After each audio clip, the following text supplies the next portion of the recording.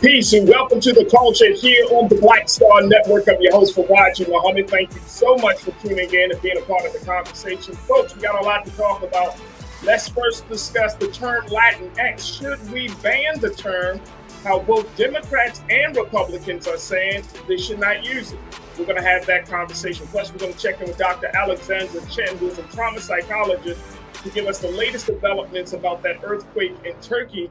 Got some sports for you with my man Scotty of All Script Sports. And today is Read Across America Day. We check in with Mir Muhammad to talk about the best books we should be reading. Stay with us. All of that on today's edition of The Culture right here on the Black Star Network. Let's go.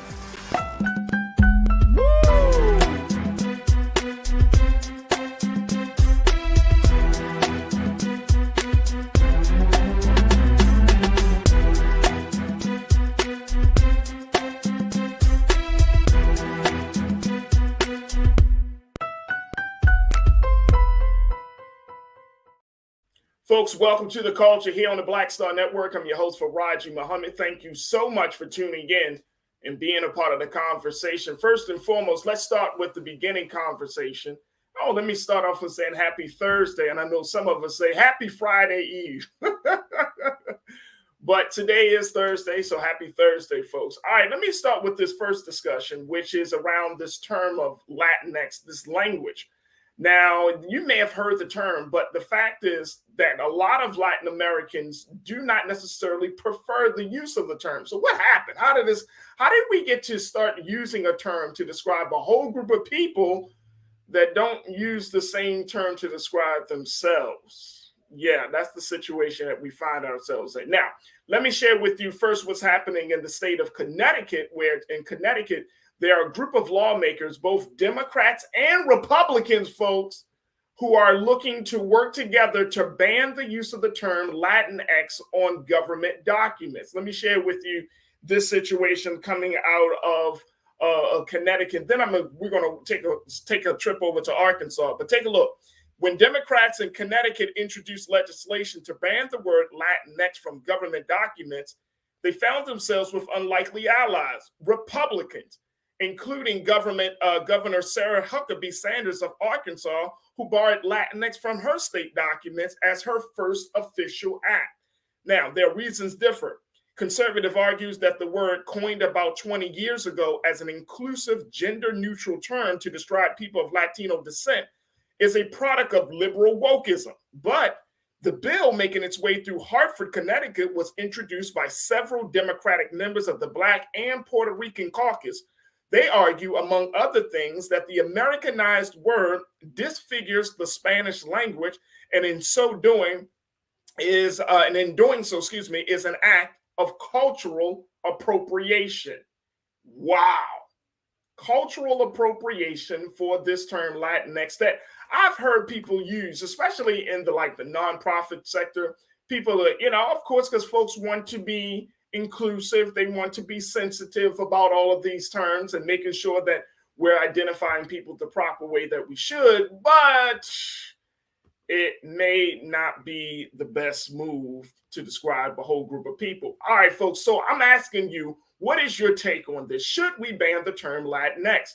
And I want you to post your comments in the chat section. Of course, we're streaming on YouTube, Facebook, Black Star Network, and of course, checking us out on Amazon News. But I want you to post your thoughts, because I find myself at a couple of times I've used it. Then I thought about it and I was like, I'm not using it. And here's why. I want to share with you what Pew Research have said about using the term Latinx, which I think is absolutely mind-blowing. That as much as people like to be sensitive about certain things, like, oh man, we got to make sure we identify people and all this good stuff. Here's what Pew Research, they did a study. And you can go to their website, pewresearch.org, folks, and see what the study is about. But they did a study about this very term, and they have found out, based on their research, that about 1 in 4 U.S. Hispanics have heard of Latinx. 1 in 4, so that's about 25%. They just simply have heard of Latinx. But check this out. Just 3% actually use the term to describe themselves. Wow. So 1 in 4 actually heard it, 25%. but just 3% actually use it to describe themselves. So that must mean that maybe we shouldn't use it.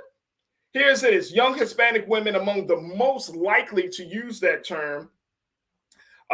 Now, this is what they consider, and according to Pew Research, they consider this to be a pan-ethnic label describing the population whose roots trace back to Latin America and Spain. And there has been a huge conversation. I just saw a TikTok from one sister, folks, a Black woman who is now using that platform to change the conversation and the narrative about Afro-Latina and even indigenous Latinos. And so there is a lot of differentiation and nuances in these terms. But most Latin, according to Pew Research, most Latino adults have not heard of the term. Few use it. And so you're talking about a huge swath of people who never heard of it, nor do they use it. So why do we use it? So are you in agreement with Hartford, Connecticut? And and I know some of us may not want to admit this. Are you maybe in agreement with Trump, former Trump administration official, now turned governor, Sarah Huckabee, that the term should not be used? Now, she has her reason for being part of the woke movement. But just in terms of out of respect for those people who you're referring to, should we keep using it? Share your thoughts. I would love to hear what you got to say. All right, let me take a couple of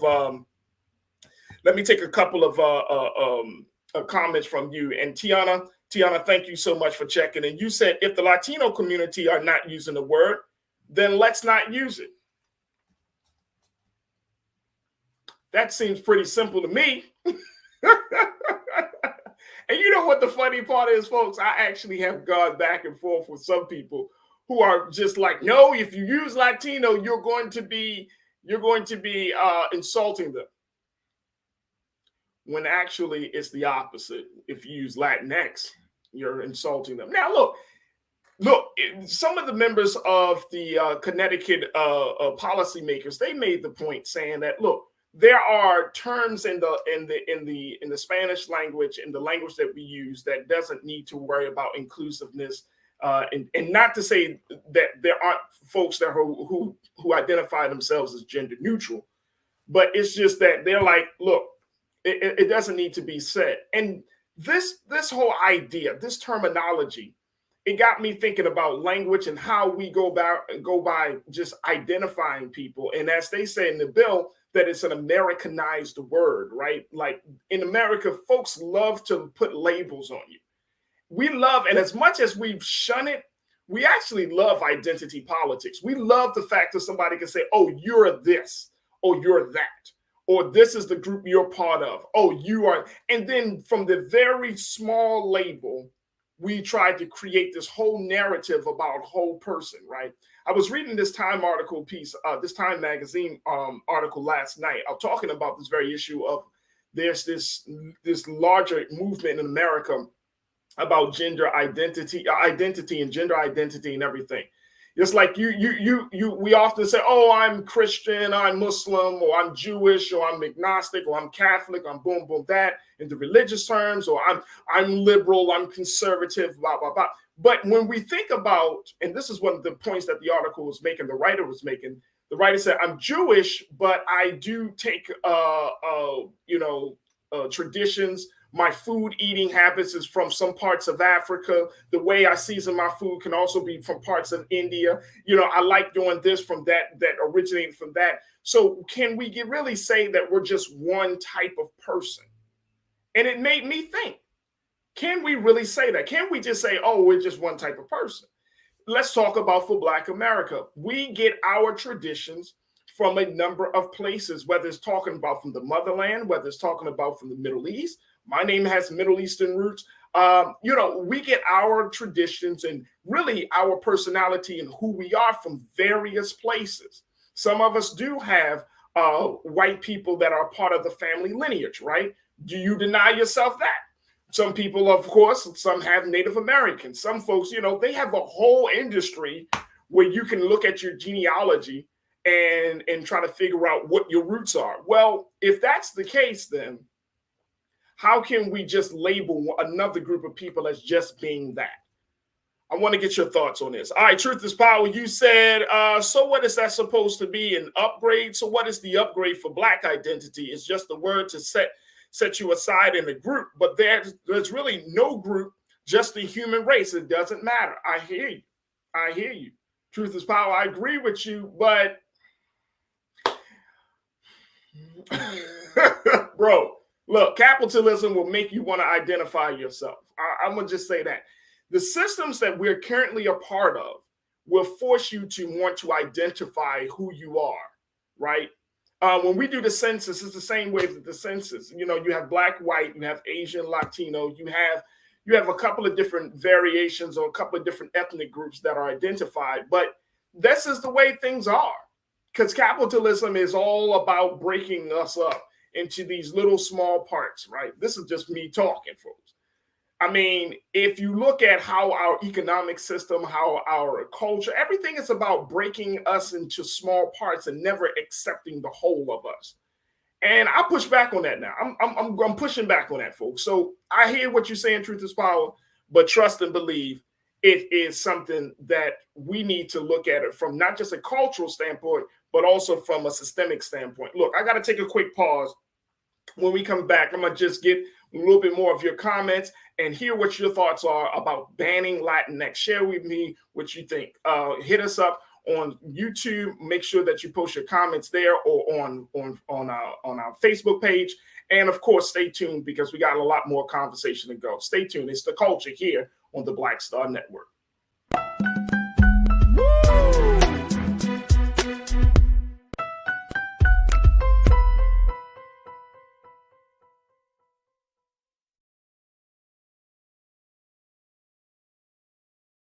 Black Star Network is here. Oh, no punch! I'm real revolutionary right now. Thank you for being the voice of Black America. All momentum we have now, we have to keep this going. The video looks phenomenal. See, there's a difference between Black Star Network and Black-owned media and something like CNN. You can't be Black-owned media and be scared. It's time to be smart. Bring your eyeballs home. You dig? When you talk about blackness and what happens in Black culture, we're about covering these things that matter to us, speaking to our issues and concerns. This is a genuine people-powered movement. There's a lot of stuff that we're not getting. You get it, and you spread the word. We wish to plead our own cause. Too long have others spoken for us. We cannot tell our own story if we can't pay for it. This is about covering us. Invest in Black-owned media. Your dollars matter. We don't have to keep asking them to cover our stuff. So please support us in what we do, folks. We want to hit 2,000 people, $50 this month, raise $100,000. We're behind 100,000, so we want to hit that. Y'all money makes this possible. Checks and money orders go to P.O. Box 57196, Washington, D.C. 20037-0196. The Cash App is $RM Unfiltered. PayPal is R Martin Unfiltered. Venmo is RM Unfiltered. Zelle is Roland at RolandSMartin.com.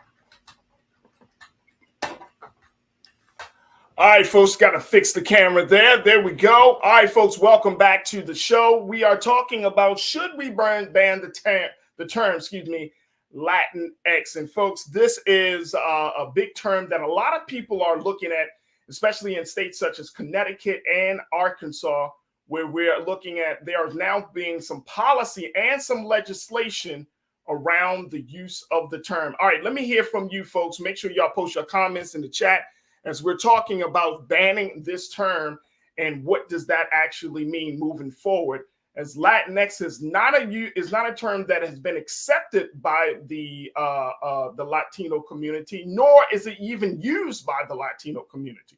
All right, let me go back to what you got to say. Greg Valdez, I appreciate you for checking in. You say, Greg, it's simple. Latino isn't a racial group. We range from white to Black. Most of us are mixed through Mixed though. Also, Latino is a term that came Europe originally, the Roman Empire actually. So it's a term that was already pushed upon a group of people in order for them to be identified by the Europeans and the Romans. Interesting, very, very interesting take on this, Greg. Thank you so much for posting that. Danita, you checked in to say, look, they need to stop throwing these labels on people. Our label changed, what, 5 times? Right, I think so. We were the N-word, we were Negro, we were colored, we've been Black, we've been Afro-American, and then it's African-American. So, yeah. All of that. Absolutely. I agree with you on that one. Thank you, Danita, for checking in. All right, Shalinda, thank you so much for checking in. All roots come from melanated people, whether they acknowledge it or not. That's true. But here's the thing. I think that we're in a very, very important and special place where at this point that we have to try to figure out, okay, how do we want to be seen in the world? This is often a part of the conversation around Black folks, but I think that it applies to any other group of people that are looking to redefine who they are and more importantly, how they want to be presented and how they want to be seen in the world. So it is very, very important, folks, that we do have this conversation. And I'm actually glad that in Connecticut that Black and Puerto Ricans are coming together to figure out what better way to be referred to. See, this is some of us. And I know that if you've been kind of watching the relationship between the Black and brown community, and some folks, some of y'all get mad at me because you want to always include brown folks. I'm going to include brown folks because I understand this, that humanity is so multidimensional, multifaceted, right? But here's the big part of it. Latino folks, those who come from Latin America, their roots are intermingled with roots from those of us who come from Africa, right?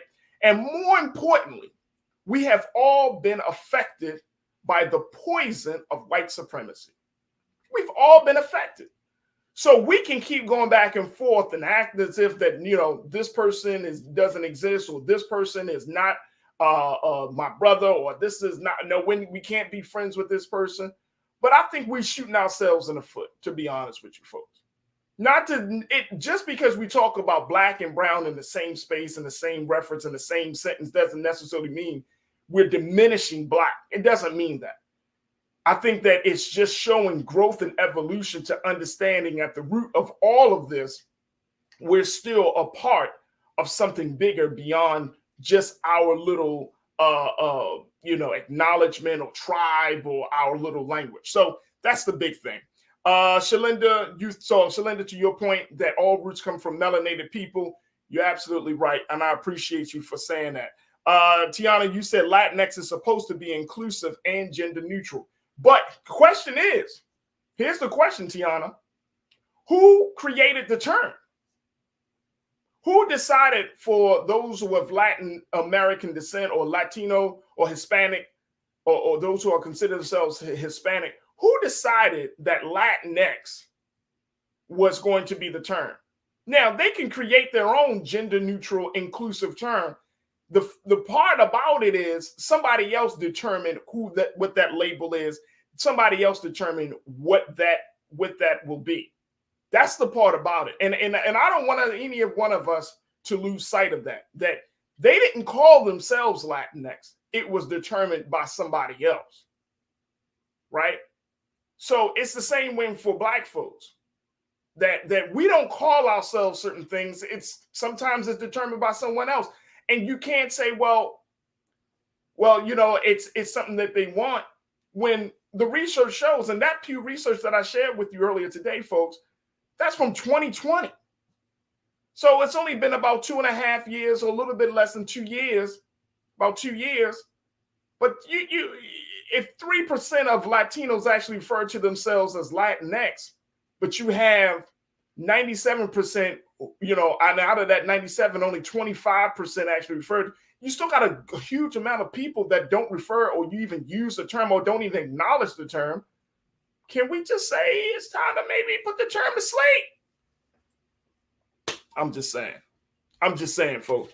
It may be that time for us to put the term to sleep. And at this point, if we continue to do that, then we'll find if we continue to use the term, then guess what? It will be harder and harder to build a relationship with groups of people if you refuse to talk to them the way they want to be seen in the world. Now, that's the same thing. People say the same thing about the LGBTQ community, right? They have certain terminology on how they want to be seen in the world. And I tell folks all the time, especially older folks, right? If somebody says, hey, I want you to, and it's something very basic. They don't have to be a part of the LGBTQ community. If somebody says, hey, my name is Richard, but you can call me Rich.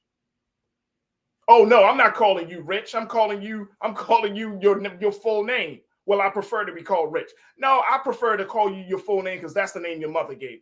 Look how silly that sounds.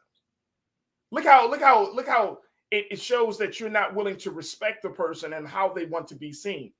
You know, I remember as a child growing up, my name was being Farajii. People often was like, well, do you have that's a different name. Do you have a nickname? No, my name is Farajii. It's not a long name, folks. It's 7 letters. It's like, no, my name is Farajii.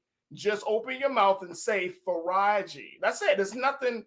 There's no, I don't want you to call me Far. I don't want you to call me F. I don't, you know what I mean? It's like Farajii.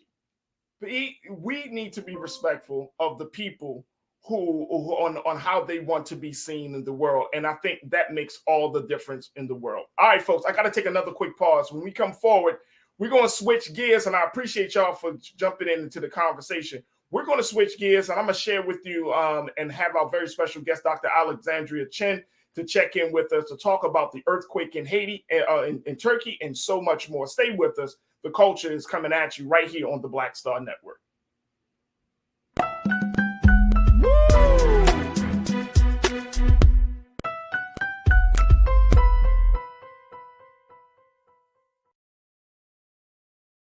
When you talk about blackness and what happens in black culture, we're about covering these things that matter to us, speaking to our issues and concerns. This is a genuine people-powered movement. There's a lot of stuff that we're not getting. You get it, and you spread the word. We wish to plead our own cause.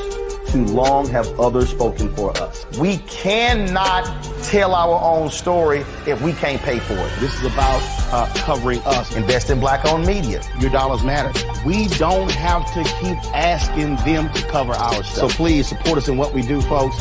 We want to hit 2,000 people, $50 this month, raise $100,000. We're behind 100,000, so we want to hit that. Y'all money makes this possible. Checks and money orders go to P.O. Box 57196, Washington, D.C. 20037-0196. The Cash App is $RM Unfiltered. PayPal is R Martin Unfiltered. Venmo is RM Unfiltered. Zelle is Roland at RolandSMartin.com. Pull up a chair. Take your seat. The Black Tape with me, Dr. Greg Carr, here on the Black Star Network. Every week, we'll take a deeper dive into the world we're living in.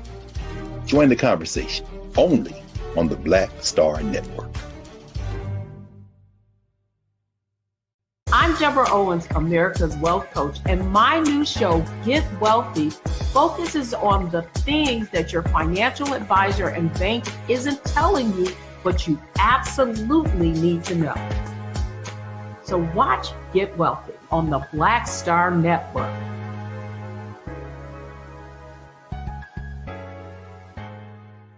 Hatred on the streets, a horrific scene, a white nationalist rally that descended into deadly violence.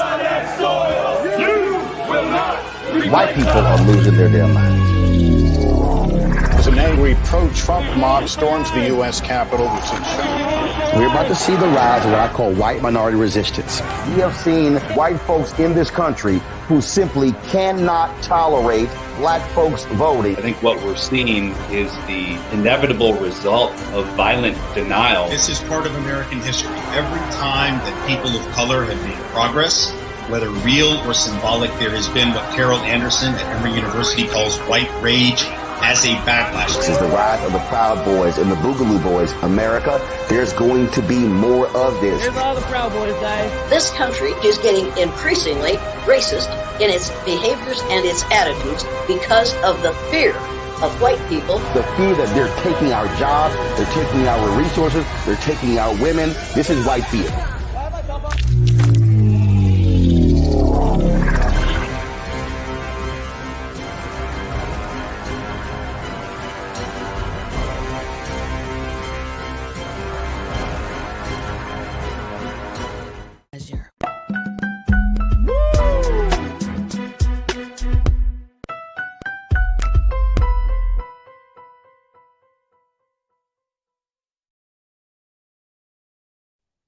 Folks, welcome back to The Culture here on the Black Star Network. All right, folks, wanted to switch gears and have a conversation about what's going on in the country of Turkey, and more importantly, what's going on in other parts of in that part of the world, as there's so much civil unrest, natural disasters, and so much more. So today we wanted to have a conversation to talk about how those folks over across the water are handling all of this trauma that they're experiencing. And so I'm so happy to have a very special guest, Dr. Alexandra Chen, who is a trauma psychologist, to here joining us, talk to us about what's happening in that part of the world, and more importantly, what we can do to support those in need. Also, I'm joined by my sister, Laura Albas, who is a senior digital editor and communications for the Palestinian organization, and she does great journalism work for Palestinian rights and every other space covering Palestinian news, as they are continuing to talk about the issues that they're experiencing across the water. So we want to welcome Dr. Alexandra Chen, my sister Laura. Thank you both for being with us here on The Culture. Thank you so much for having us. Absolutely. Doc, first let me start with you. Let's talk about what's happening in Turkey right now. What's the latest that you've heard about this situation? Because it seems like there's still, it's still a lot of mystery as to terms of the impact of this earthquake. Give us, what have you been hearing on the ground? Hi, Farajii. First of all, thank you so much for having both me and Laura. I really appreciate it. So as you know, there was a 7.8 earthquake on the 6th of February. Which feels like maybe a long time ago for some of us, but for those who have been really affected, is very much still a reality, especially as it was followed up. There was a second one shortly after that, and then one just a week ago. So for most of the people in both Turkey and Syria, as it's affected the border between the two countries most strongly, those living in the border towns and villages have been often rendered homeless because they've lost their homes have been destroyed, or they're sleeping on the streets because they're not sure if their homes are safe to come back to at the moment. Unfortunately, a lot of the infrastructure, particularly in Syria, was already affected during the war, as you can imagine, in Aleppo and Idlib. So that's been affected quite seriously. And definitely Laura can speak a little bit more to the political situation that compounds the complications of it as well. Yeah, Laura, talk to us about that, covering both Syria and Turkey. First and foremost, how serious was this earthquake based upon the Richter scale and what people know as that metric? I'm sorry, could you repeat that? No, I was just asking, Laura, how serious was this earthquake that hit both Syria and Turkey? Yes, so it's dubbed as the biggest disaster in the last century. So it hit central Turkey, northwest Syria, and it caused damage across a radius of 350 miles across both countries. Now, this is a big problem because the buildings are not, even though this is an area that is prone to earthquakes, it is an area that is known to be of communities of lower income. They're more vulnerable to these things. It's a big disaster. And it's important to also note that with Syria specifically, this is just the latest event of a series of humanitarian disasters that has struck the country, which has endured a 12-year war, internal mass displacement, the world's largest refugee crisis, and the fact that a lot of the Syrians who have been affected in Turkey, in Urfa, in Gaziantep, they've been displaced from Syria because of the war, and then they've been displaced again because of the earthquake. And the earthquake didn't just happen on February 6th, and that's it. We have to understand that aftershocks are always something that comes due to earthquakes, and there have been multiple aftershocks in the area in both Syria and Turkey that has caused even further damage to people, to homes, to children. So this is a disaster.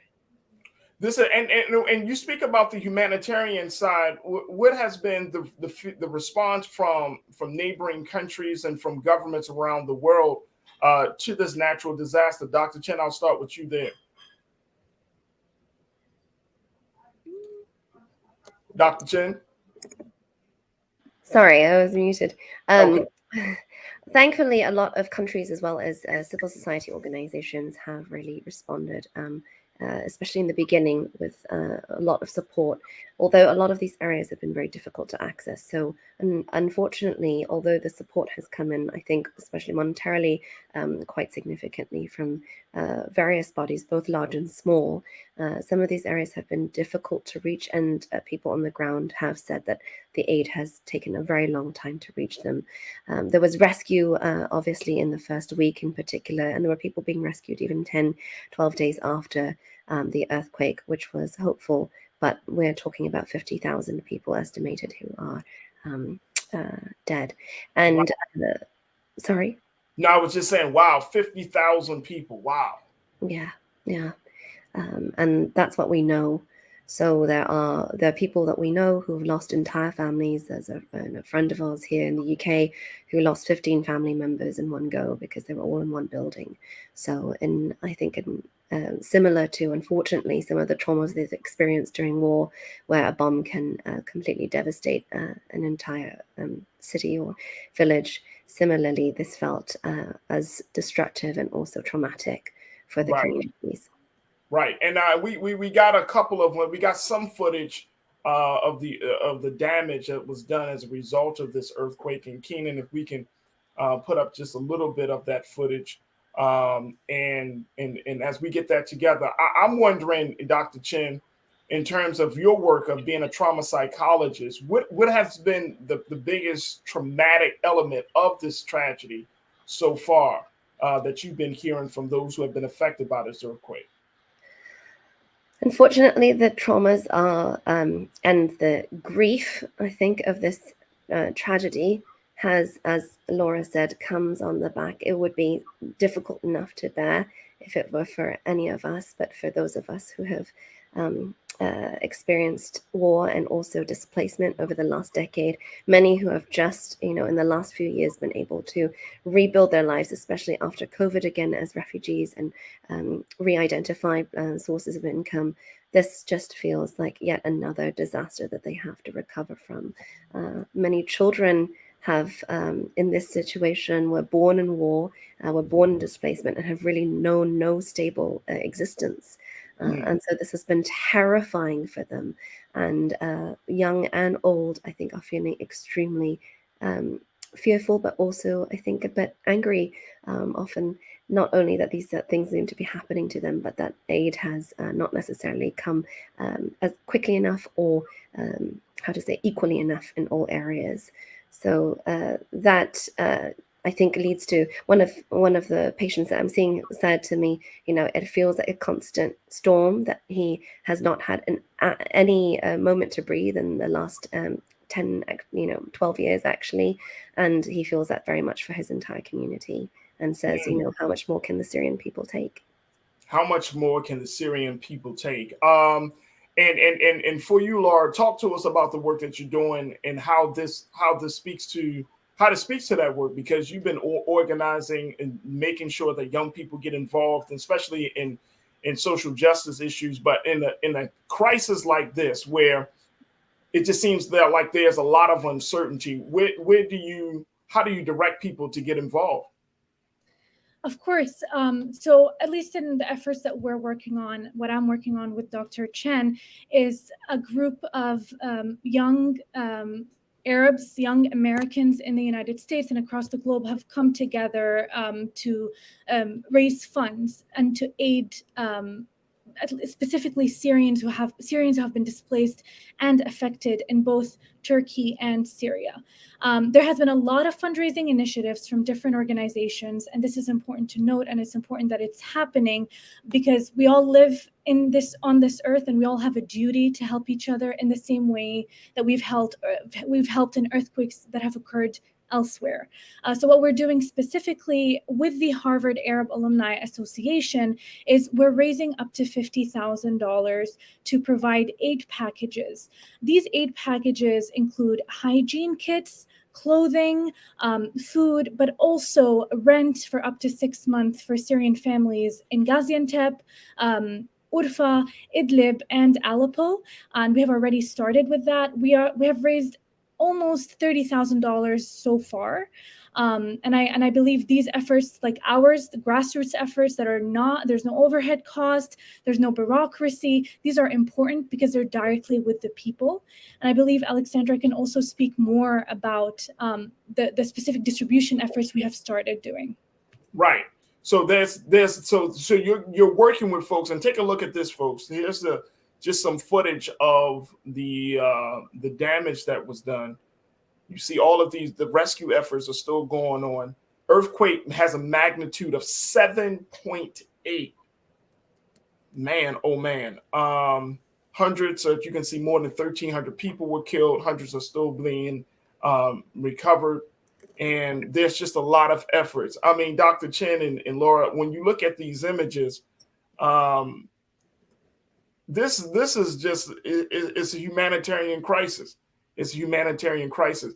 And it seems like, Dr. Chen, that when we have these big moments, like these natural disasters on top of what you just mentioned earlier about COVID, on top of, political and civil unrest, and for the person, as a trauma psychologist, what do you say to the person who's experiencing all of these very major changes? How do they keep their peace? And in some cases, how do they keep their sanity during all of these changes?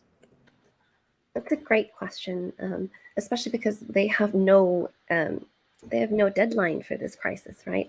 So they have no idea how long they really have to hold on to them, pull themselves together to be able to hold on, especially for those who have families, whether it's elderly parents, those with disabilities, or those with children.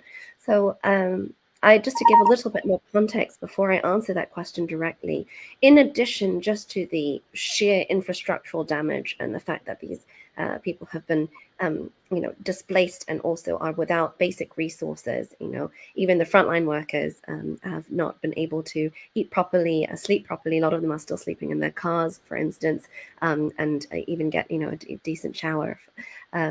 There are risks associated. Unfortunately, there have been houses that have been looted during this time, people dressing up as officials, pretending to check the stability of a house and actually looting instead, people being injured or stabbed in trying to protect their belongings, as well as children who've lost their families, who have disappeared overnight. So unfortunately, child trafficking is also a very real concern. So with that, it's not as if the disaster is over and they're just trying to recover. They're also still trying to survive in the moment. So so much of the fear and anxiety. I'll give you one of the women that spoke to me. She said, and I'd spoken to her in the second week after the earthquake. She said, I haven't removed my hijab. I haven't removed, my headscarf this entire time because I'm terrified there'll be another earthquake or something happens and I have to run out and I don't want to be a second late to get my children out. So she hadn't removed it since the day of the earthquake. Wow. And then another young woman who's studying in university, her mother had a heart attack, is elderly, had a heart attack. Her father has asthma, so you can imagine how that must be in an earthquake with all the dust. And her sister's pregnant with twins. And so as a 21-year-old, feeling responsible for trying to find them shelter. And this is just, some of the few stories. So how to maintain then their sanity and also,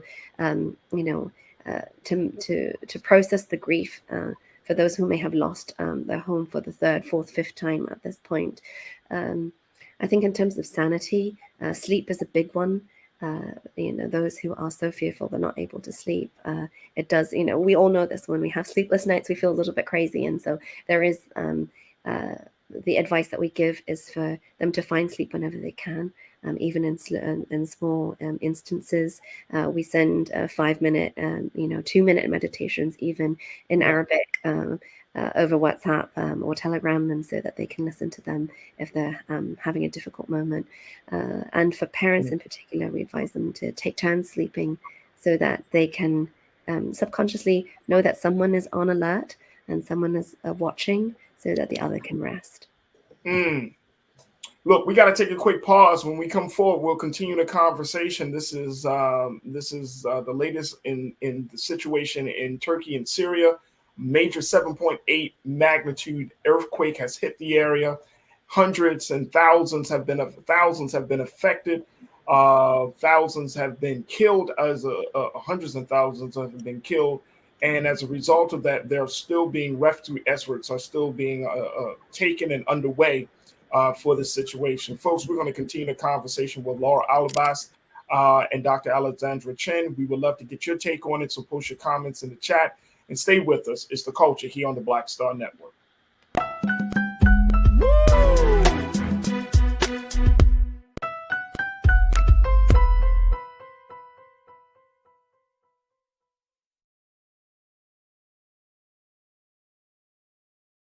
Hi, I'm Dr. Jackie Hood-Martin, and I have a question for you. Ever feel as if your life is teetering and the weight and pressure of the world is consistently on your shoulders? Well, let me tell you, living a balanced life isn't easy. Join me each Tuesday on Black Star Network for A Balanced Life with Dr. Jackie. We'll laugh together, cry together, pull ourselves together, and cheer each other on. So join me for new shows each Tuesday on Black Star Network, A Balanced Life with Dr. Jackie.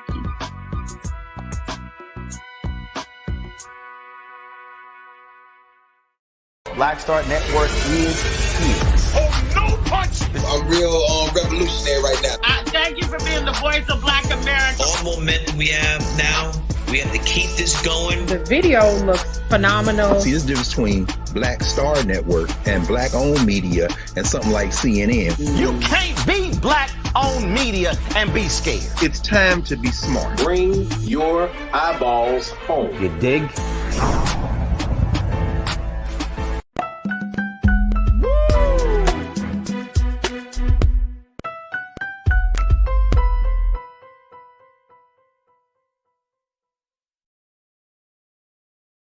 Folks, welcome back to the show. We've been talking to Dr. Alexandra Chen and Laura Alabas. These are two women who have been giving us the latest report about that major earthquake that has hit the area of Turkey and Syria, where there have been a number of casualties as a result of this 7.8 magnitude quake, and getting us the latest about how the people of Turkey and Syria has been handling this natural disaster and this great tragedy. We got a few moments left with Laura and Dr. Chen, and so many people, Laura and Doc. When we talk about these natural disasters, some people will say, well, stuff like this happens all the time. Laura, I want to know from your vantage point, why is it important for those of us who are on this side of the waters to know about this situation, and then more importantly, to get involved?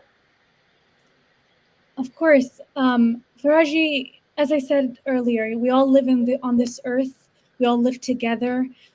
This is not an issue of politics or conflict or ideologies or disagreement. This is an issue of people being affected by natural disasters. In North America, we've helped others who have been impacted by tsunamis, by earthquakes in Haiti, in Indonesia, in Mexico. Even Mexico right now, they've sent a rescue team to Turkey because they have trained teams and trained dogs who can sniff out people from under the rubble. So there has been a lot of kindness from around the world, and we need to make sure that it's enough. We need to make sure that it is reaching the people, because in the end, we are what's left, not our governments, not our politics. It's us, our communities. Dr. Chen, what would you say to that question? Why should people essentially, and I'm not trying to sound mean or insensitive, but why should people care? Unfortunately, we do live in a space and in a culture where tragedy happens all over the world, right? And so people have become, I would say, numb in some cases to the suffering of other people. So why should we care? I think it's a very real question. But in addition to how Laura beautifully put it, the fact that many organizations in particular have responded kindly, and people in particular, has given an opportunity where just with very little, you can make a massive difference in someone's lives.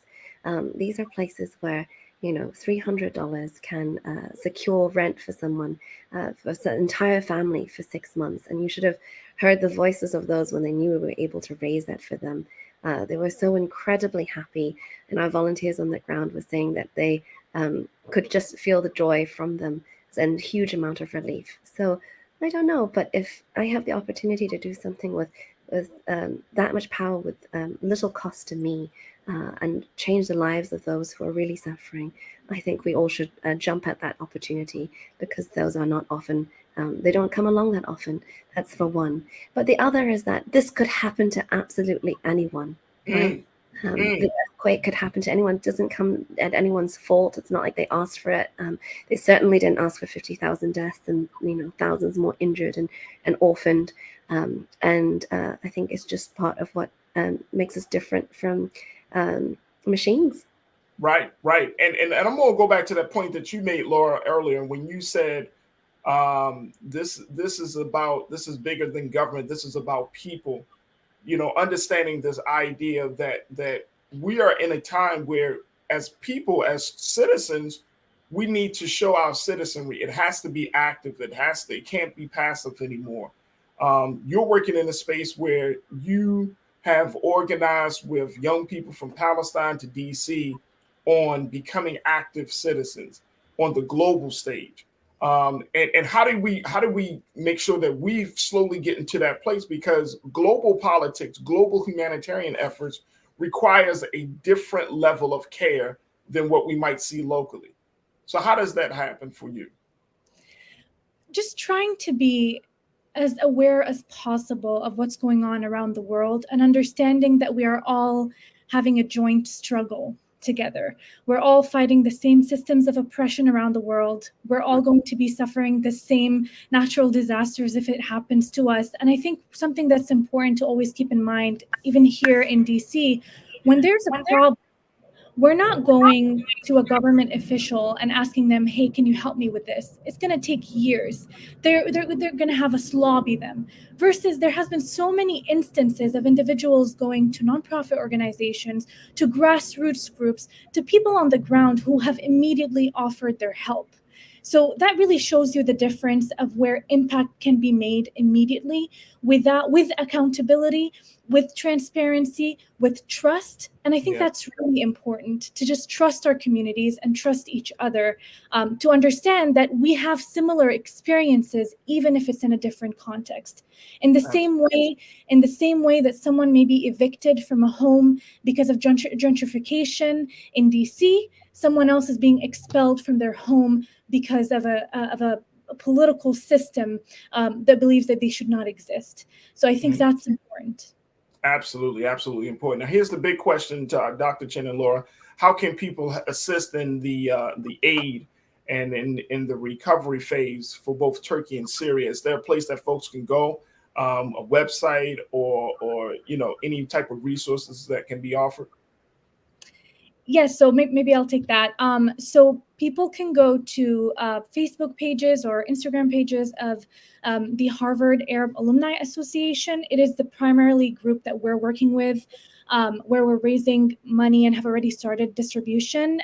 What you see on screen is sort of a spiel of what we've been doing, how we're going to be distributing the funds. There's an FAQ towards the end. We would love your support. $40 alone can provide a hygiene kit. So, and if you give more, there are different kits that you can provide. And of course, we're not the only group that is raising funds. There are multiple groups in your local communities. I'm sure you've seen flyers here and there about events that are raising money. And I think it's important to check in with your Turkish community members, with your Syrian community members, with your Arab community members. How are they doing? How are their families doing? And we would really appreciate it if you could donate or help in any way.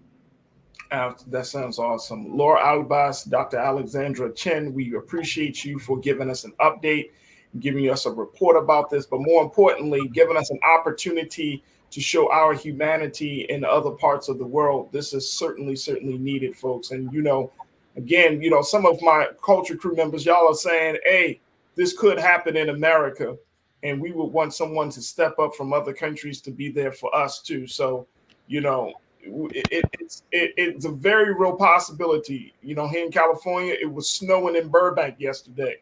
So if it was snowing in Southern California, then something like this can certainly happen on this part of the world. Dr. Chen, Laura, thank you so much for joining us for this conversation. Thank you, Farajii. Really appreciate you. Absolutely. Thank you so much. You're welcome. Folks, we got to take a quick pause. When we come forward, let's talk a little more about what's going on with the culture and the latest news. We're going to be checking in and talking about a host of things. So just stay with us, folks. We got a lot to talk about here on the culture, here on the Black Star Network. We'll be right back.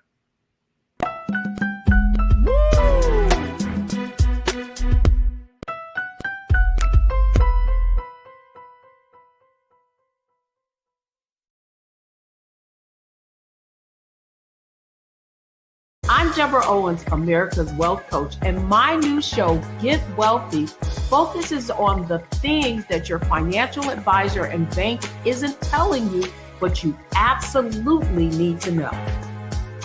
So watch Get Wealthy on the Black Star Network.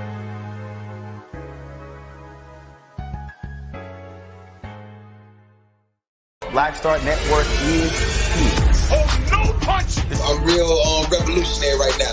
Thank you for being the voice of Black America. All momentum we have now, we have to keep this going. The video looks phenomenal. See, there's a difference between Black Star Network and black-owned media and something like CNN. You can't be black-owned media and be scared. It's time to be smart. Bring your eyeballs home. You dig?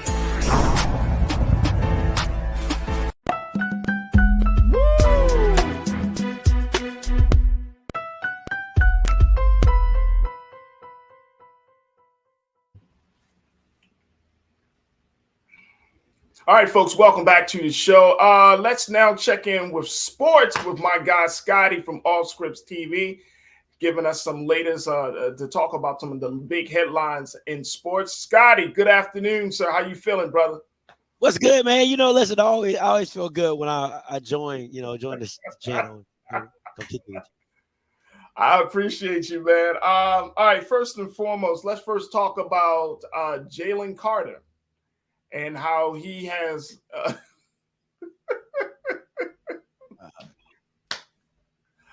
let's talk about him, bro. Let's talk about Jalen here. Jalen is a little bit in some hot water because of a tragic accident that took one of his teammates and one of the team staffers. He decided to turn himself in. If you're not familiar, Jalen Carter is the top NFL draft prospect, and now he's charged with racing that ended in a fatality. He has turned himself in. He's from the former Georgia star, and he's been charged with reckless driving. Man, oh man! Now this is all across the NFL, because of the fact of not just because of the fatalities, but also because he was up to be the number one of the top prospects in the draft next month. So go ahead, bro. He's rated the number one. He's rated the number one defensive player. Number one defensive player, and he's involved in a racing accident that led to 2 people being killed. Yeah, allegedly. Yeah, allegedly. But he decided to turn himself in. Listen, man. So first and foremost, let's just say the condolences go out to the family. Absolutely. Who have lost their loved one in this accident. But two, what's really going on behind the scenes on this, Scotty? I mean, first of all, he's at the NFL Combine right now. So he got in, he posted bail, and he's at the NFL Combine. They're probably going to berate him with questions of the situation. You know, that's just what NFL owners do in regards. I don't know if anybody can remember back in maybe about 5 or 6 years ago, the LSU lineman, they got caught up in like his ex-girlfriend's death, and they didn't know if he was involved with it or not. He wasn't charged, but his draft stock plummeted.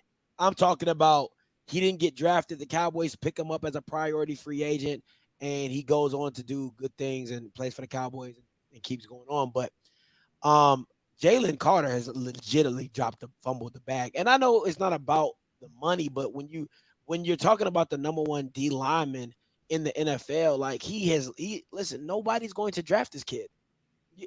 That's the nature of the beast. That's done. Like, he's not going to get drafted. He's probably going to go undrafted. Maybe somebody pick him up on the back end. But the sad thing about it is, from what I was reading, was that he left the scene. Like, the accident happened, from what I was like, allegedly. All right, they were racing. The dude that was driving was intoxicated. He sped out, hit a tree. They died on the scene, and he just left the scene. So I feel for both families, honestly, the family of Jalen Carter for what they're about to go through, and for the families that lost their loved ones of what they went through. But man, it just shows you how quick your life can change. Hey, bro, and not only does it show you how quick your life can change, but the importance of making sound decisions.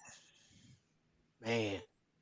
And I'm saying it not to throw shade on Jalen Carter, but you know what I'm saying? Like, I remember watching the HBO show with The Rock called Ballers. If y'all, it's one of my favorite shows. It went off now.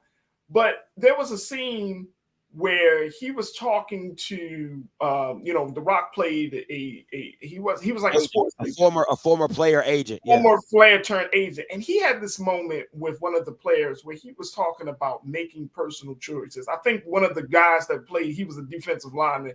He played on defense. He ended up going into the woods and doing that laser tag in the woods thing, and then kind of like hurting himself. And The Rock had his moment with him, like, you can't do certain things off season and think it won't affect you on season. Like, when it won't affect you financially, it won't affect your stock in the NFL, all of those things. And when I hear stories like this, Scotty, I often think, like, bro, what are you thinking? Like, you're about to go into the draft. You're highly rated. You're number one. Why would you put yourself in a position where you're doing this? You know what's tough about now that? You got two people that were killed, bro. Like, not only there's no team that's going to take you. Nah. With that type of baggage. Nah. What's so tough about it? Well, I mean, let's be real. Dante Stark. I don't know if it was Dante Stark. If you remember the guy who was in manslaughter and he played wide receiver. And they brought him back. Yes. Okay, so yes. I'm saying, let's talk. But how long ago was that, Scotty? That was good. I mean, that was before all the PC culture and all that. Yeah. You can't even look at nobody wrong without it. You did not. But I just want to throw that out there. The NFL has. I mean, we've heard about people that have been involved. Hell, Ray Lewis was involved in a trial. Oh, he became an involved. But again, like you said, it was the time before frame. PC. It was before all this. You just can't do it like that right now. No, you can't. And I think honestly, instead of focusing on Jalen Carter, it should show, the growth of a lot of young men who don't put themselves in this predicament, because in college and you're doing all this and you're trying to be a college student, but you're about to be a professional. So you have to blur that line, not getting yourself caught up in things like that and making smart decisions. Yeah. Like, I don't think enough time that we give a lot of athletes and student athletes a lot of credit for what they don't do, right? We always put a lot of focus on what they do get in trouble with, or what they do, or what they do get caught up in. But there's a lot of people, Jalen Hurts, Bryce Young, a lot of top Black athletes that do not get caught up in these situations. And I don't believe we give them enough focus to say, man, hell of a job by their parents, hell of a job by their surrounding community, and think that's kept them out of trouble and got them to where they wanted to get to. It's not to say Jalen Carter's parents are bad or anything like that. I'm just saying, like, how one decision, and remember, they just came off a national championship, if I'm not mistaken. They won the national championship. I think that was like the next night where they got caught driving and this incident happened. I feel, like I said, I feel bad for Jalen Carter and his family, and I feel bad for what the families have gone through that lost their lives. But man, I think this should be a warning to a lot of athletes of how quickly your life can change in a blink of an eye off of dumb decision of speeding and drinking and all that type of stuff, man. Like, it's okay to go celebrate your victories, but do it in a responsible way. So one of the things, he put out a statement in response to this on his Twitter page, and I'm going to just share with you just a quick blurb from the statement. He said, "It is my intention to return to Athens to answer the misdemeanor charges against me and to make certain that the complete and accurate truth is presented. There is no question in my mind that when all of the facts are known, that I will be fully exonerated of any criminal wrongdoing." Hey, listen, sounds nice. You know what I'm saying? Like, but even still, right? It's a little bit, it sounds nice and a little suspicious. Like, it sounds nice, but I'll tell you this. White owners don't need much to say no. Okay, like you can be. I'm telling you, anybody who's watching your channel right now, I'm a former military person. In the military, they say you are guilty until you prove yourself innocent. That is the same way in the NFL. You are guilty until you prove yourself innocent. It is not the other way around, because it doesn't take much for them to say, you know what, we're just not going to touch that, because once again, it's a business, so they don't want to have, people outside picketing. Oh, you support speedsters that kill people. You don't want all that in your organization for one kid. You're like, I'm good with that. So you're going to see a lot of people skip on him. So even though he might be exonerated, he might not have any faults, just the fact that you were involved in the situation is going to make a lot of people say, I don't know. I don't know about it. So, hey, I hope. What do you think he was? What do you think he was insinuating in that? Like, the full truth that it wasn't his fault, that it was one of the two dead people's fault. Listen, the only way this could not be your fault is, one, if you weren't speeding, and two, if you weren't drinking. Like, if you weren't speeding and you weren't drinking, I don't know how else you being involved in this. You didn't push the car, you know what I'm saying? So I'm like, what are we talking about? So it's either you weren't there, or you were there and you weren't speeding. But if you were there and you did not call the cops, they're gonna be like, yo, why you didn't call your cops for the people? Man, right. Listen, that thing gets real intricate once you start breaking it all down. So listen, I hope the kid is exonerated. I hope he wasn't involved in any of this, you know what I'm saying? Because at the end of the day, that's another Black life, you know what I'm saying, that has been changed by an incident, you know what I'm saying? So I hope not. But at the end of the day, you know what I'm saying, allegedly you were there, and allegedly you were speeding. So, I mean, I don't know what to tell you. We'll see what happens in the court case, but them white people going to be like, we'll wait till you figure that out before we start. Right. We know how that's gonna go. We know how that's gonna go, bro. We'll wait till you figure that out, and we'll move on. Look, I want to take a quick pause. When we come forward, I want to talk about Lamar Jackson, your guy, and what Deion Sanders had to say. He left an HBCU to go to a predominantly white institution. There you go. Only to tell the PWI they need to sound like an HBCU. We started? Are we going to break? What are we doing? Because I can get with you if you want it. If you want it, I can get with you. So it depends what we're doing. Hey, look, we got to take a quick pause. My man Scotty from All Script TV, and of course with you. Stay with us. It's The Culture here on the Black Star Network. Woo!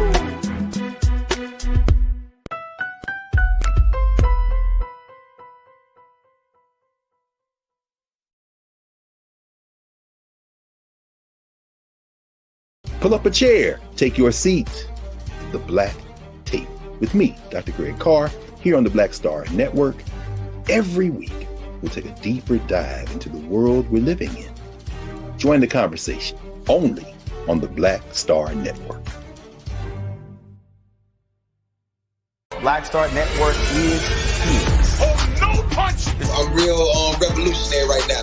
Thank you for being the voice of Black America. All momentum we have now, we have to keep this going. The video looks phenomenal. See, there's a difference between Black Star Network and Black-owned media and something like CNN. You can't be Black-owned media and be scared. It's time to be smart. Bring your eyeballs home. You dig?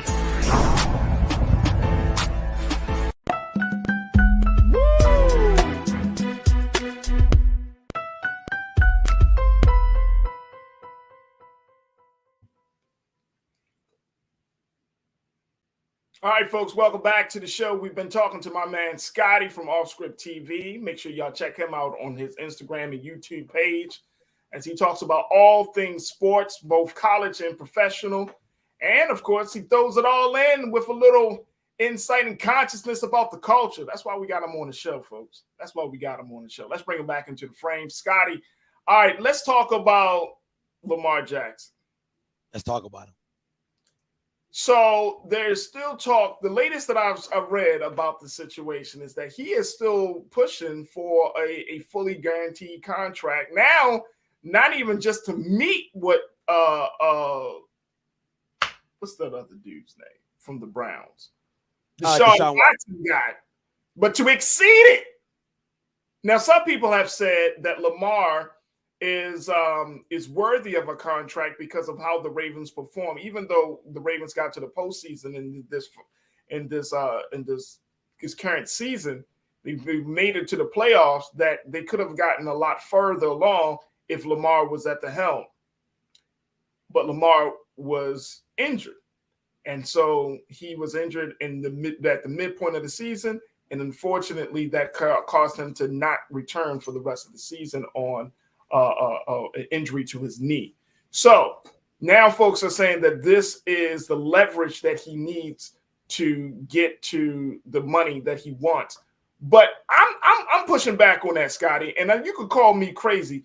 I don't see this as being leverage. I see this now that by him being injured, he's more of a liability, and the Ravens may even start looking at saying, I don't think they want to let him go, but I think they're going to bring him down to earth a little bit. But what's your take on that, bro? What you been hearing? So it's funny that you talked about the money, right? I saw a report not too long ago, and I wish I could say her name. She's a Black reporter. Shout out to her. She was on CBS. And she said from what she heard from from Lamar Jackson's camp was that he was not going to take less than Lamar. That ain't happening. So that 230, that's the floor, right? Who said that again?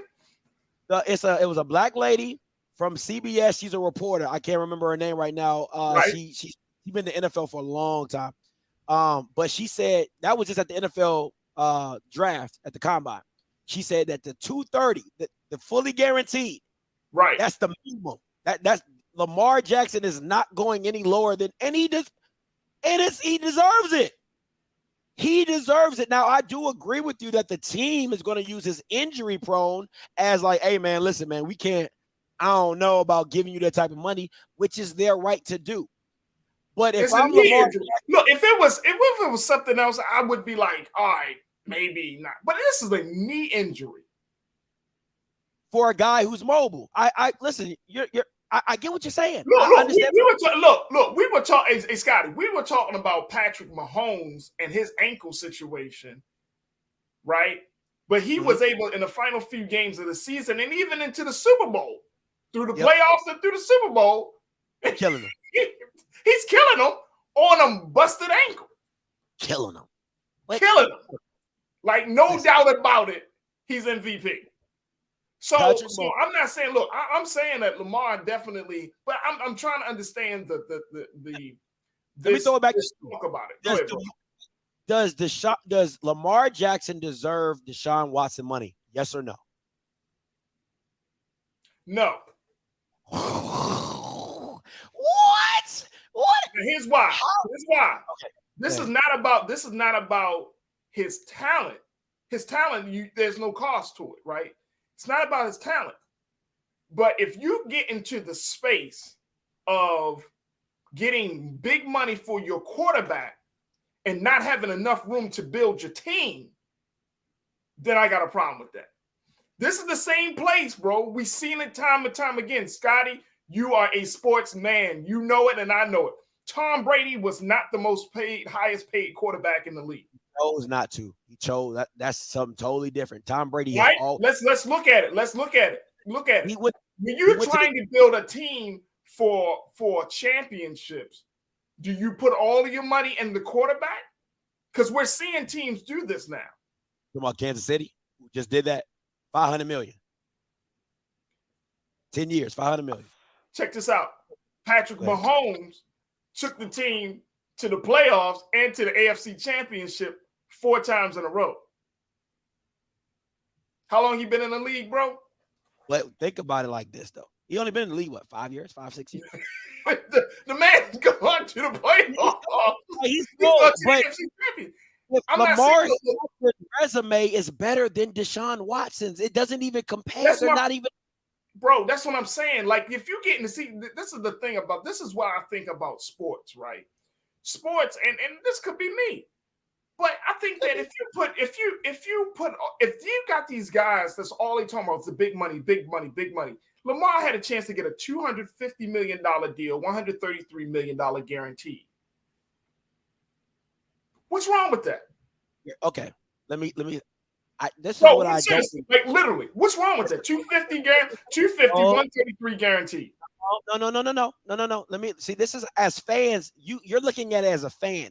You wouldn't, if you were a business guy, you wouldn't look at it the same, right? If me and you do the same job, right?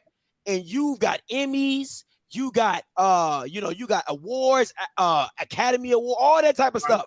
Right. And I, who have none of that, and I'm like, yo, I want 100 million guarantee 120. You gonna look at your company, you gonna be like, if he got that and he don't have half the resume I got, we starting there.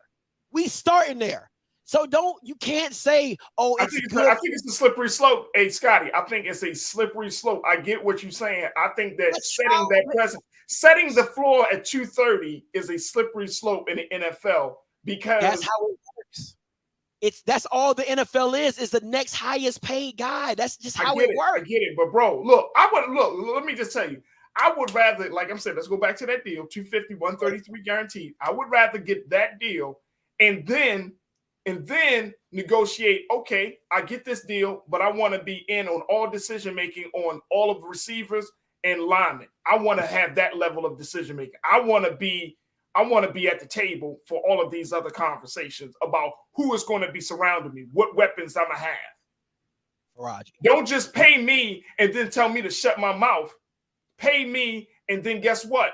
Give me some stake into the team. Look, the Ravens will roll out the red carpet for Lamar Jackson if he wants it, right? They will give him a stake in the damn team if he wants it.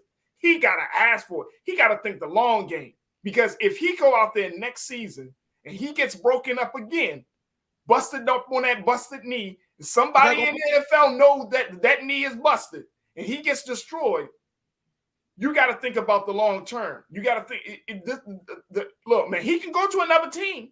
I saw people say, oh, he might go to the Jets. He might go to the Panthers. All of that. You can go to another team, but trust and believe, the Ravens will pull out the red carpet. They will make a damn statue for Lamar Jackson if he plays the game right.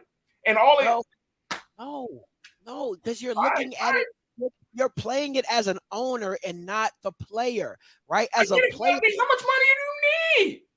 You're counting his pockets. That's not how this works. It's the game. Come on, Scotty. That's the nature of the business. Everybody, look, they wouldn't even put out a $230 million price tag for Deshaun, Mr. Feel him up, sexual abuse Watson. Listen, And that's if he even didn't worse. want us to count his pockets. Come on, bro. You got a guy with questionable character that just got paid $230 million.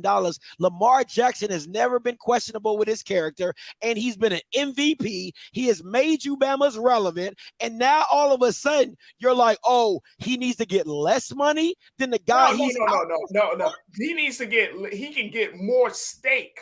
That's what I'm talking about, bro. It's not even about the dollars. You believe? Listen, and Steve is a good guy. I know all the Ravens, former Ravens, they talk really good about him, but I could never trust an owner to be like, it's like one of those handshake deals like, hey, I'm really going to let you in the door. You can't put that in writing. They're never going to put that in writing that says Lamar Jackson is going to be in every decision made on the team. But you know what I'm saying? Like, you can find a way to do it, bro. Like, I'm serious. I'm not. And maybe because I'm the idealist in that respect. You're looking at it as a first fan. It's okay. You can find a way to do it. All right, let's go to the crew. All right, Willie, you said just because Cleveland was stupid doesn't mean Baltimore has to be stupid. Come on, Willie. Exactly. Listen, Baltimore, don't do it. Don't do it. Remember that. Hey, bro. Scotty, remember when they paid Joe Flacco $120 million? They couldn't pay of the receivers. This is right after the Ravens won. Flacco wasn't even worth $120 million. Lamar has done way more than Joe Flacco. I get it, bro. I get it. He's a quarterback. And the NFL is a quarterback-driven league. If you don't have one, and listen, I'm going to tell you straight up, Lamar is not going to play. If you don't get this contract settled, he's not going to play. And nobody should make him play because I'm not about to get hurt on a franchise tag. And if you make it a non-exclusive franchise tag, he's gone. A team is going to make an offer, and he's going to be gone. He's not going to leave, bro. Okay. I don't think he's going to leave because Baltimore is going to, I'm telling you, Baltimore loves Lamar Jackson. Baltimore treats Lamar Jackson like a king. Trust and believe, bro. Let me ask you this. He's not going to leave, bro. He's not going to leave. Let me ask you this. Hold up. Let me ask you this. Yeah. If you're dating a chick, right, and you're like, oh, she loves me. She's never going to leave. She loves me. She's never going to leave. And you're not showing her that you care because you're like, yo, she going to be here. Oh, she good. Oh, I'm going to give her a promise ring. I'm not going to give her an engagement ring. I'm going to get her a promise ring. What you're doing to Lamar. And this man, look, let's keep it real on this side, though, Scotty. This man is getting money when people are losing jobs. You can't look. That's not the business of how the NFL runs. Look, bro.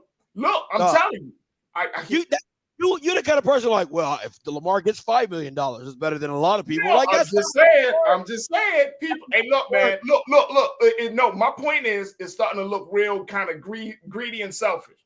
Get your money, Lamar. You only got a short license. I love Lamar Jackson. Trust and believe. But look, if it's between paying Lamar to just give him everything versus putting a cap on a team and building a team out, because we need wide receivers. We need old linemen. We need a lot of different pieces in this thing. And if you put all that money into the Lamar Jackson bucket and not build out the team, it's not going to make a difference. He's going to be a higher paid QB with a team that's subpar. And the Ravens don't deserve that because we have been a force to be reckoned with in the AFC North We know that. We know that. Pay him well. But don't forget about building out the team. Like, create a space for the team. And that's what I'm hoping he thinks about. I understand he wants the money. That's the nature of the business. You want to get that chip, you build your team. That's how Kansas City has been doing it. You want to get that chip, you build the team, bro. That's what it comes down to, because we're all in the sport. You're not offering Lamar Jackson 10 years, $500 million. You're not doing that. So okay, so it's two different things. Lamar, get your money. Get your money. Let's do this. All right, speaking of football, Deion Sanders. Deion Sanders did a talk, and he came out to say that he is trying to get Colorado University, the band, to have more HBCU oriented themes or oriented music. What do you make of that, Scott? Not what he said. Okay, that's not what he said. Was he wants the band and the football team like HBCUs to be together, to be partnered in how they interact. That's what he said in the video. And for me, listen, I know people aren't going to like this. HBCUs. He did say HBCUs. You're right. He said that. But just how they partnered. But right. This is, a lot of people might not like my take, but if you're able as a black man to come into a white space and dictate your environment and make that environment more compatible to you and your team, albeit I'm happy for you. All right. I'm happy for you because a lot of people are not giving that type of freedom and power to manipulate their space. And Deion is, because another black coach probably couldn't go to Michigan or Colorado and be like, hey, man, listen, I really want y'all to play Yin Yang Twins. Like, he going to do what we do. No, man, but you coach football. But Deion Sanders has the power and the privilege to walk into a white space and say, hey, I need this to make my team feel like this, or we need Wait this. Wait a minute, but here's the question, though. Here's the question. Why go through all of that? Why not just stay with, all right, I'm not going to. I get what you said. Listen, I get, if you need, you had that at Jackson. I get it. I get it. You're going to go to another HBCU, bro. I get it. I mean, I get it. It makes sense. I get it. Scotty, you're funny. I get it. I thought about that too. I was like, I mean, you could have just stayed at Jackson, you wouldn't have this problem, but you didn't. You know what I'm saying? You decided to dip. He tried to bring the culture to Colorado. I get it. I get that. Hey, okay? Mayo doesn't go on everything. Okay, it just doesn't. That just is what it is. Mayo doesn't go on everything. Sometimes you gotta got a Chipotle mayo. You know what I'm saying? Got a little, put a little sriracha on it. You know what I'm saying? Like, you gotta spice it up. So it just is what it is, and that's what Deion's trying to do. He just trying to spice. He just trying to put a little sriracha on it. You know what I'm saying? Put a little red flakes. What is Colorado saying? Come on, Scotty. What is Colorado saying? We can bring some sriracha. We can bring some Chipotle. We can do that for you, Deion. They sure will. You know why? Because Deion has sold out their spring game, which have been free for the last 7 years. They've never sold out. He sold tickets this year, and 30,000 people are about to be in that stadium. So them white people up there are like, you're damn right. If you want to play Yin Yang Twins, she got her hands up on it. You better get to it. You better get to it. Whatever that Bama need. You want the Yin Yang Twins whispering in your ear, we gonna play it.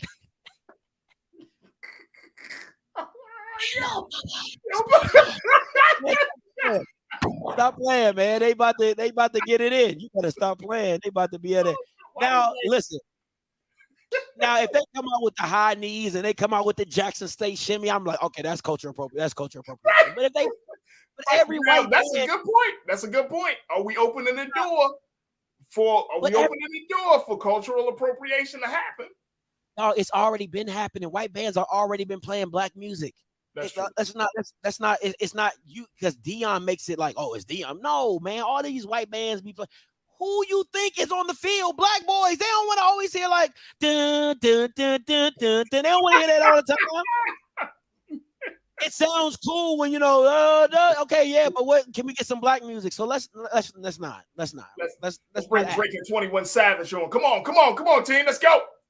You know what I'm saying? Now, when you have the whole Jackson State environment, you know what I'm saying? When they all like, hey, they ain't gonna do all that, okay? They ain't gonna do all that. But when you add a spice to it, you gotta add a spice to it, and that's what Deion doing, baby. With a little Chipotle mayo. I mean, they should know that. If y'all know prime time, y'all should have known that he's going to bring some spice and flair to any space that he's in.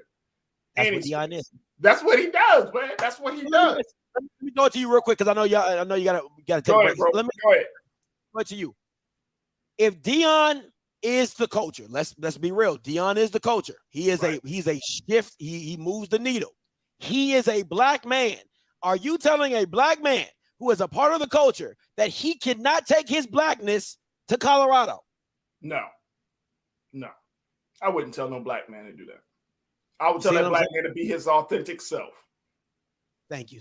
See, Farajii, I just think it's funny, but I get it. I get it. I still think it's funny. Oh man, that's fair. They're gonna have the band director like, okay, we're gonna have to get a new band director. The old band director like, what? We were playing just fine. The classics. The classics. I can't deal with you. All right, Scotty, how can people find you, bro? How can they listen to your take on things?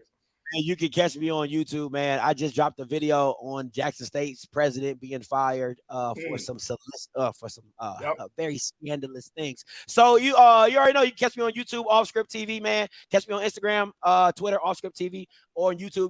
Yeah, man, that's me. That's me right there. Appreciate you, appreciate you, bro. Good to talk to you, my man. Scotty, check him out and follow him on All Script TV on all social media. All right, folks, we got to take a quick pause. When we come forward, let's talk about today. Is America Reads a book day. Did you know that? And it's also World Book Day.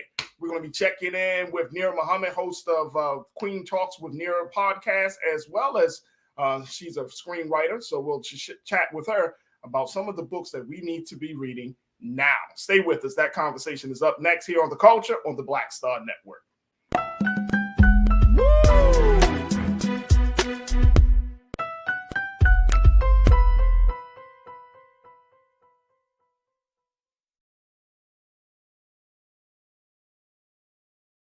Hatred on the streets, a horrific scene, a white nationalist rally that descended into deadly violence. White people are losing their damn minds. As an angry pro-Trump mob storms the U.S. Capitol, we're about to see the rise of what I call white minority resistance. We have seen white folks in this country who simply cannot tolerate black folks voting. I think what we're seeing is the inevitable result of violent denial. This is part of American history. Every time that people of color have made progress, whether real or symbolic, there has been what Carol Anderson at Emory University calls white rage as a backlash. This is the rise of the Proud Boys and the Boogaloo Boys. America, there's going to be more of this. Here's all the Proud Boys, guys. This country is getting increasingly racist in its behaviors and its attitudes because of the fear of white people. The fear that they're taking our jobs, they're taking our resources, they're taking our women. This is white fear.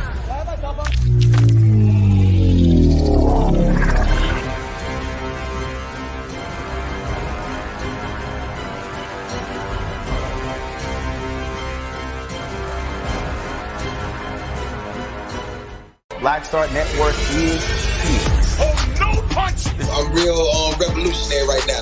Thank you for being the voice of Black America. All momentum we have now, we have to keep this going. The video looks phenomenal. See, there's a difference between Black Star Network and black-owned media and something like CNN. You can't be black-owned media and be scared. It's time to be smart. Bring your eyeballs home. You dig?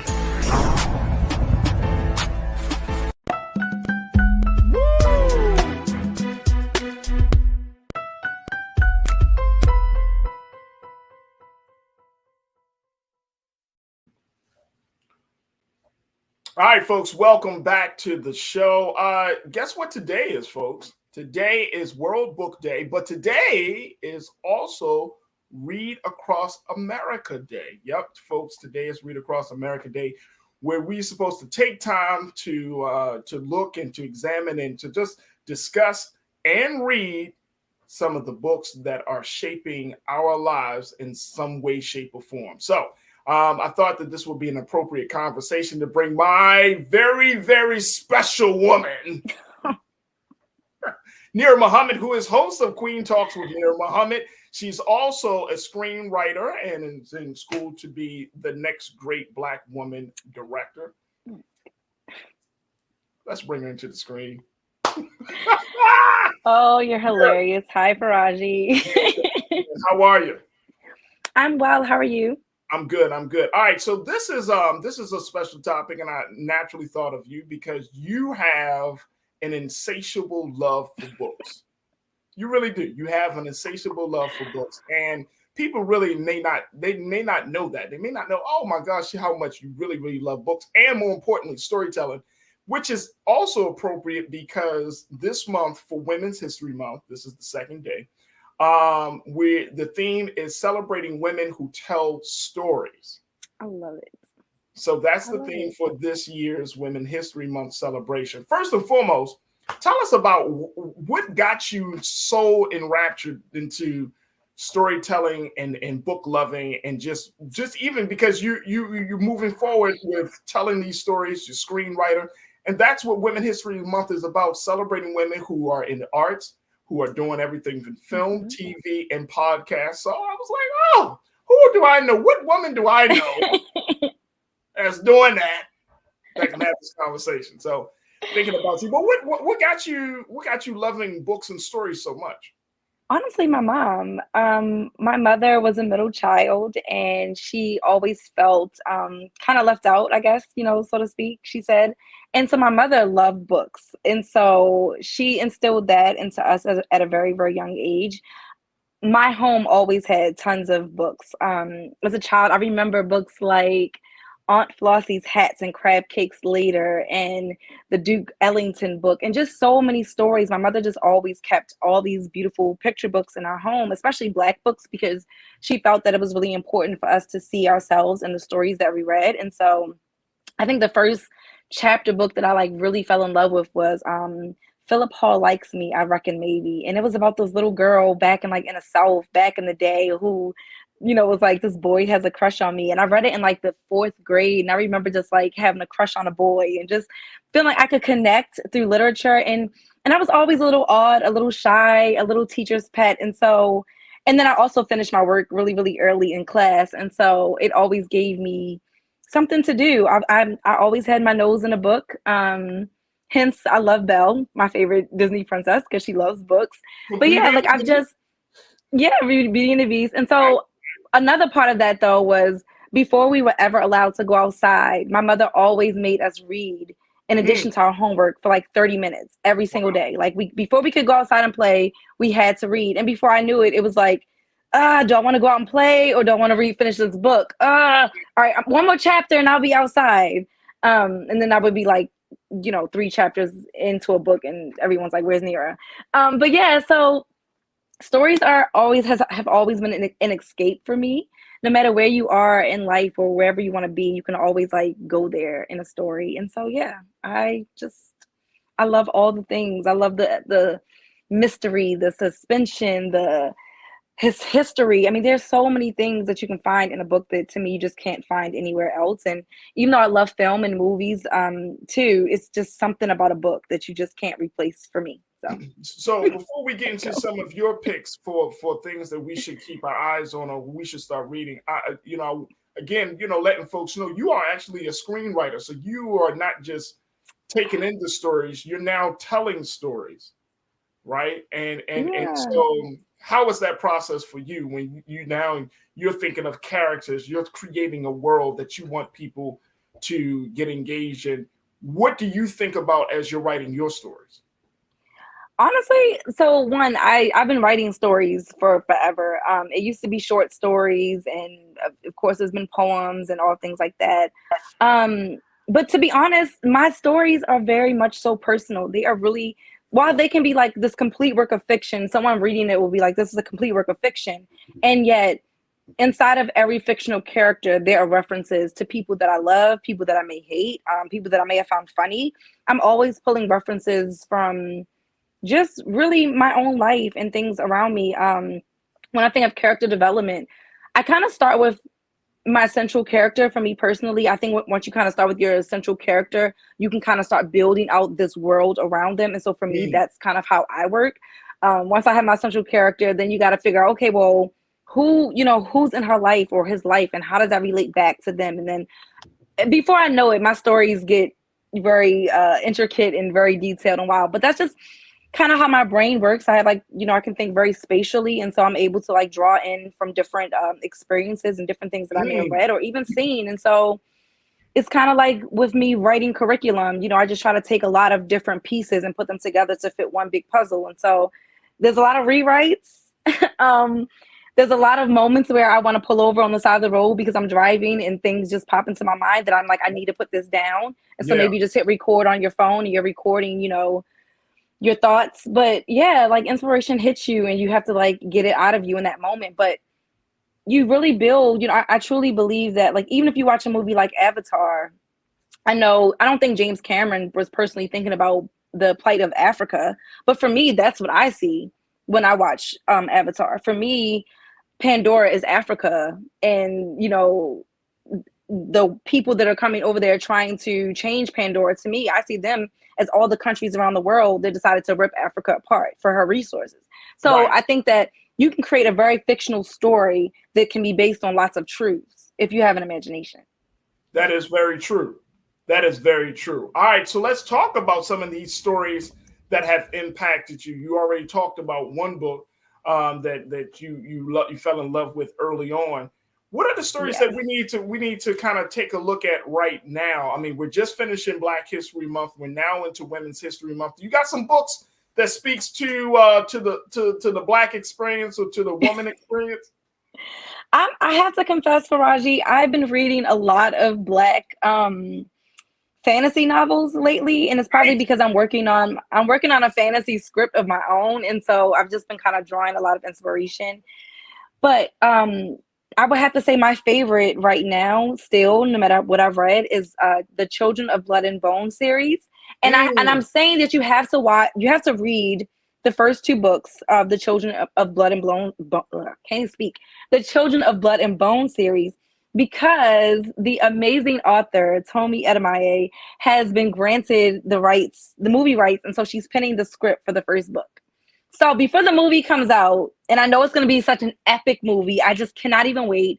Make sure that you read the Children of Blood and Bone series. It's beautiful. It's going to make you cry. It's going to make you laugh, and especially if you're like lovers of Harry Potter. So I kind of really got into the whole fantasy novel thing because I'm like a huge, Lord of the Rings and Harry Potter. Like, I'm a huge fanatic of all things like fantasy and sci-fi and dystopian and things like that. So if you can get into Black books that are similar, that's really, really dope. Like Witches Steeped in Gold is another one that I've read. The Gilded Ones is really great. I actually just bought the second book, which I have not read yet, and it's called The Merciless Ones. And so that's what I'm going to get into next. And these are written by Black women, by the way. So these are some books that have been written by Black women. I have a ton of them, but I also pulled up, and just to throw this out there for anyone, BuzzFeed, if you haven't already read these 23 Black books by authors, now is the time. So that's so hard to see. I'm not going to show you guys that. But BuzzFeed has this list of amazing, amazing books that you guys can read. I'm just going to name a couple real quick. Yonder by Jabari Asim. Why is my internet acting up? Anywhere You Run by Wanda Morris. I mean, the list is crazy. Boys Come First by Erin Foley. You Made a Fool of Death With Your Beauty by Akawe Imezi. So, just so many books, Farajii, like Find Her, Keep Her by Renata Williams. There's so many amazing books that are out there that are written by Black authors that are not talked about very widely. So look up, you can literally just Google Black books to read today, the top Black books of 2022, and just, find what's good for you, because everyone may not be into fantasy novels. Everyone may not be into, romance novels. Someone may be into historical fiction, which a lot of these are. They have something like A Love Radio by Ebony Liddell, which is about, young love over music. So, there's so many. I like this list because this list actually encompasses a lot of different books of different genres. So yes, check out BuzzFeed. The list of 23 books by Black authors that you need to read. Yeah. Folks, we're going to take a quick pause. When we come forward, we're going to continue the conversation with Nira Muhammad. And certainly, I want to ask folks, what books are you reading? What books would you recommend? Nira has given her recommendations. She loved the Children of Blood and Bone series and so many other dope Black fantasy novels. What about you? What books are you reading right now and that you would recommend for folks? So we're going to continue the conversation about today being Read Across America Day right here on The Culture on the Black Star Network. Stay with us.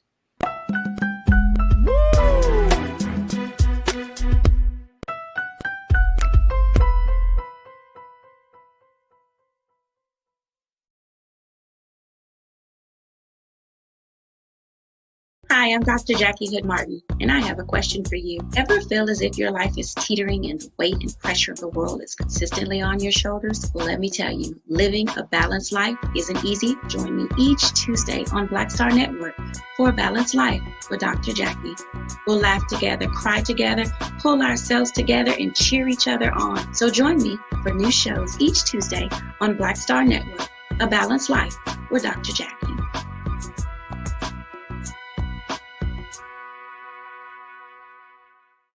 Black Star Network is here. Oh, no punch! I'm real revolutionary right now. Thank you for being the voice of Black America. All momentum we have now, we have to keep this going. The video looks phenomenal. See, there's a difference between Black Star Network and black-owned media and something like CNN. You can't be black-owned media and be scared. It's time to be smart. Bring your eyeballs home. You dig?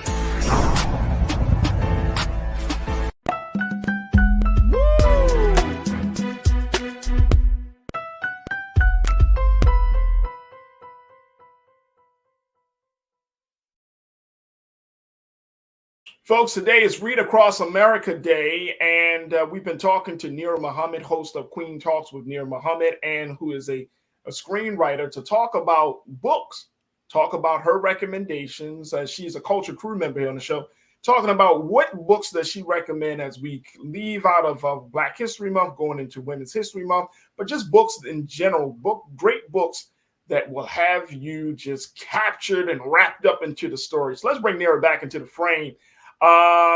So you got a couple of books that you put it out there, and then you say you should just let folks know, like, a lot of these books, great stories written by fantastic Black authors, but they're not out there on the mainstream for folks to do their research and to try to get as many of these books as possible. Here's my big question to you, though, Nira.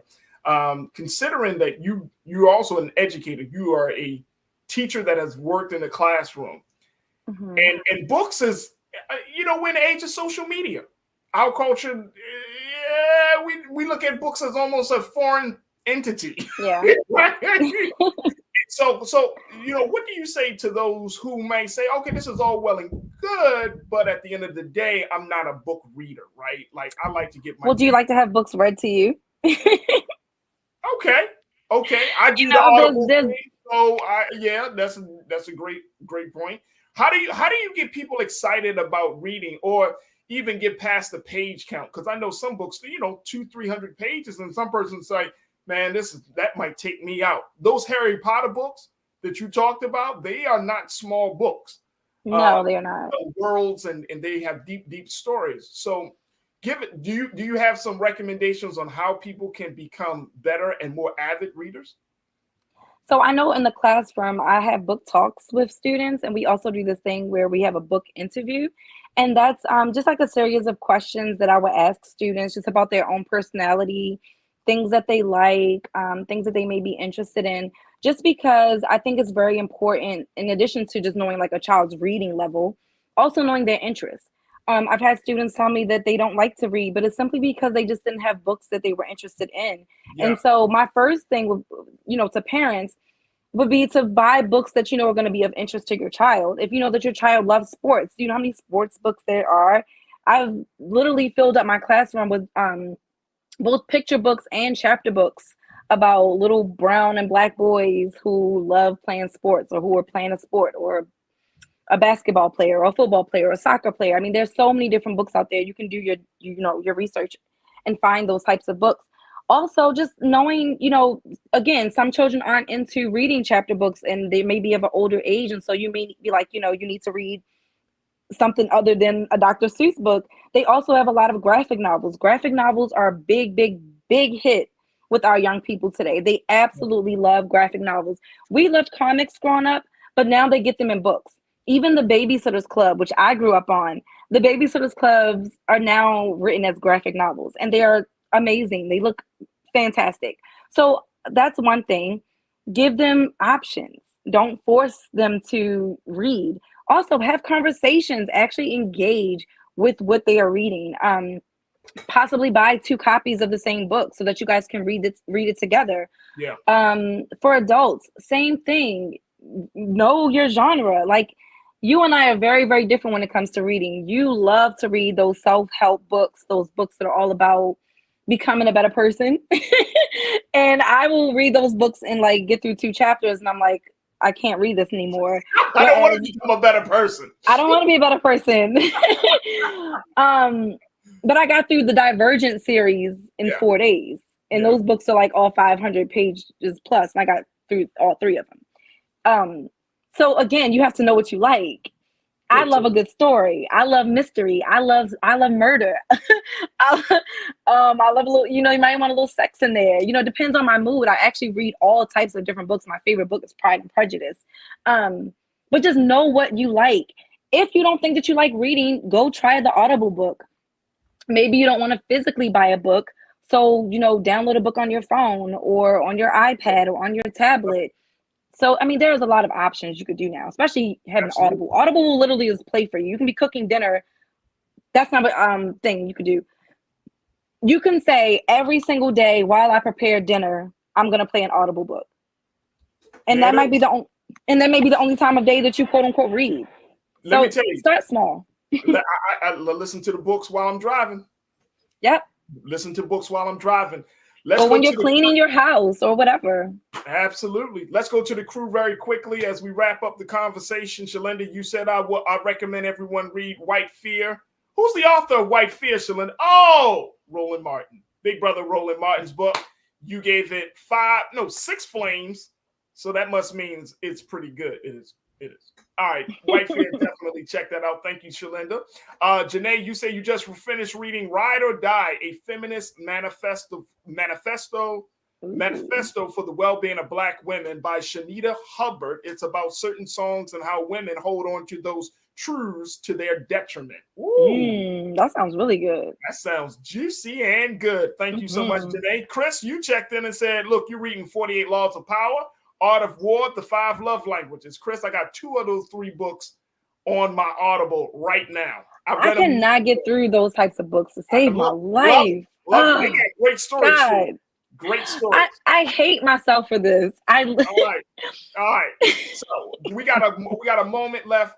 So Nira, thank you for sharing that. And I think you bring some excellent tips into this conversation. Very quickly, how can folks get a copy or tune into your podcast? You've been doing a lot of great things. You got 30 seconds. Put that out there for us. Oh, wow. Yeah, you guys can find me on really any streaming platform, Spotify, Apple Podcasts on Amazon Music, iHeartRadio, all that good stuff. You can find Queen Talks with Nira on there. You guys can also follow me on Instagram at Queen Talks with Nira and all that good stuff. And you can order my book of poetry, Rebel Rebel. You can find that on Amazon or Barnes & Nobles online, all that good stuff. So yeah, I am an author too. There it is right there. She's the host of Queen Talks with Nira Muhammad. She's a screenwriter. She's an author. She's an educator. And she's going to be our next great big director of TV shows, folks. She said TV. If Nira can get through grad school, if I can get through it. Big shout out to her. Nira, thank you so much, Nira, for being on the show once again. Good to have you. And thank you for being so good for the culture. Always. Thank you. All right, folks. That's going to do it for us. I want to thank all of you for joining us for the conversation. Big shout out to my team, King Keenan, Joel, in my control room. I thank each and every one of you, my culture crew, for tuning in and being a part of the conversation. Thank my man Scotty for checking in as well. Tomorrow, we got some dope conversations lined up for you. Make sure you continue to support us here on Black Star Network. Go to our website today at blackstarnetwork.com. Download the app for free. Follow us on all social media and continue to support us financially. Also, follow me at Farajii Muhammad, at The Real Farajii on Instagram and Farajii on Twitter. All right. Stay tuned. Up next is RMU. As always, never be afraid to challenge what's wrong. Stand for what's right while being yourself in the process. God willing, we'll talk tomorrow for another exciting edition of The Culture right here on the Black Star Network. Peace.